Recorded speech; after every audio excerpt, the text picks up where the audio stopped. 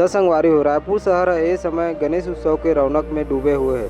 हर पंडाल सजे है, रोशनी से गली मन जगमगात है और भक्त मन के भीड़ बप्पा के दर्शन करे बर उमड़त है। लेकिन संगवारी हो यही गणेश उत्सव में बड़े बड़े विवाद सामने आवत है। दरअसल ये साल के रायपुर के कुछ पंडाल में भगवान गणेश जी के मूर्ति ला पारंपरिक रूप से हट के कहीं क्यूट वाला तो कहीं राधा कृष्ण और कहीं कार्टून वाला या फिर अलग अलग डिजाइन में बना के बिठा रहे हैं। तो संगवारी हो यहीं से बहुत बड़े विवाद शुरू हुआ थे। पूरा हिंदू समाज एकर विरोध करत है।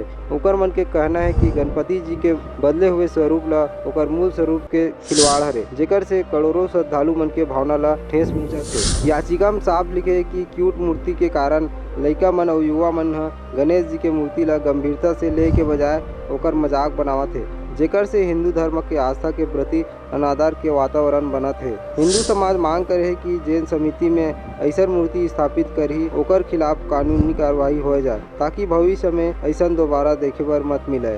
त संगवारी हो सर्व हिंदू समाज ये भी चेतावनी दे है कि अगर प्रशासन कोई कदम नहीं उठाई तो हमन खुद सड़क में उतर के आंदोलन करबो।